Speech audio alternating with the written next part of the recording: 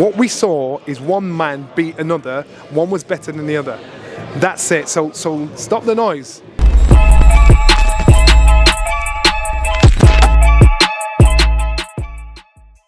Annika Fallon here for Pro Boxing fans. We're in Liverpool. We've just had the final press conference for Natasha Jonas versus Mikaela Mayer. Johnny Nelson, good to see you again. It's probably a bit late for Happy New Year, but good to see you. Good to be back amongst the boxing. It is. Good way to start the year for Sky and Boxer on UK turf, of course, because I know last week we showed the Callum Smith fight. So yeah, it's a good way to start. I hope it sets precedent for the year to come. These fights need to be done, shows like that need to be done.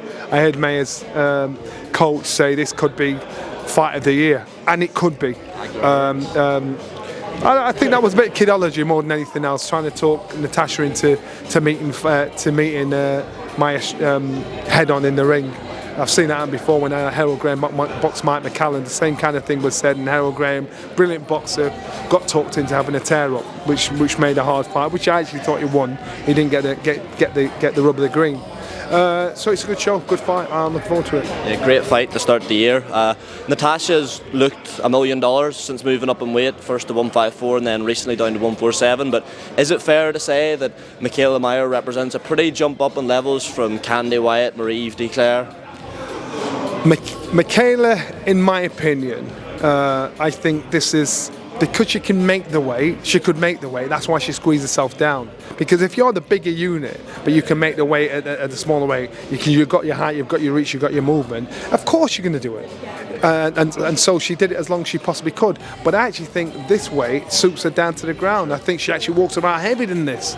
So people are making a big deal of the weight. There's no big deal about the weight. Trust me, this is about skill and experience. Natasha has all the experience in the world. Natasha's been there. She understands what it takes. The only thing against Natasha is pace. So unless she can match the pace or take the pace, she gets the fight. Mikaela's an ambitious, successful, younger fighter, and so it's all the pressure's on her. She's got to get this job done because she wants to stay in a position where she's involved in the big shows. Just a word on the undercard, Johnny. Really looking forward to the rematch between Kelly and Cullen. Cara starting so back out, but a real sickener for Aaron McKenna so late in the week for his fight with Linus to fall through. I was looking forward to McKenna actually. I'm become a big fan of his. I like his no nonsense attitude, and I'm gutted for him because that was one fight I was looking forward to because he can fight, he can box, he can stand there toe to toe, he can take a shot. He's just a fighting machine. So I do like everything about him. Of course, Cullen against Kelly, good fight. Rematch. Kelly thought he won the first one. Cullen, tall, tall and rangy, but a better inside fighter for his height. Kelly, has his style's changed? He's intense, his focus, puts the pressure on, his style's not changed. It's just become more refined about what he does. So it'll be a good fight between those two. I think for the British and Commonwealth title, I'm looking forward to it. You referenced there earlier, Johnny, last week's events in Canada. Callum Smith falling short against Artur Beterbiev, who went to 20-0, 20 knockouts. What did you make of the fight? A lot of people this side of the pond were picking Callum to spring what would have been an upset, but Beterbiev just proved a bit too much. I think that was listening to heart rather than head. I think Callum, we'd seen that he's been a better fighter. Going into that fight, and before the fight, he actually said, he's been better. So I'd expect Beterbiev to get the job done, and he proved that. The best man won on the night. On the domestic level, they need to stay away from Callum. But is Callum happy to go down the domestic level? I don't know. I think Beterbiev now in against Bivol. Good fight, a big fight of two classic fighters, two strong, honest professionals. I think Beterbiev is the fighter that I'd probably lean towards in that fight. What have you made of all this controversy surrounding the atypical test returned by Beterbiev? The Smith brothers, before and after, haven't seemed particularly pleased about it. It's a phrase that we've not really seen. We've seen adverse tests, and it's hard to know what to make of it all. You know what? Just accept the loss. Just accept the loss, and that's how I've seen this so many times when everything's great until you get turned over and said, "Oh, it's because of this." Because what we saw is one man beat another. One was better than the other. That's it. So stop the noise. You know, if there's an issue on an official level, they will deal with it. If there's suspicion, unless it hits an official level, then ignore the noise. One might beat the other, and it just sounds like sour grapes. Moving on, Johnny, have to talk about the heavyweight division. Francis Ngannou, Anthony Joshua. Just going to put it to you: cash grab or legitimate heavyweight fight? Cash grab. It doesn't. Risk reward doesn't add up. If it's about the dough, then I totally get it. He's a prize fighter. Why not? If it's about an advancement of you as a fighter, it makes no difference. You're fighting the number 10 rated heavyweight fighter. You're like in touching distance of getting an opportunity to fight for a world heavyweight title again. You're stepping back. Risk reward does not weigh up for Anthony Joshua. So it's about the dough. Common sense tells you that. If he lost to Ngannou, then there's a big problem. Not about the heavyweight division, but for Anthony Joshua about that.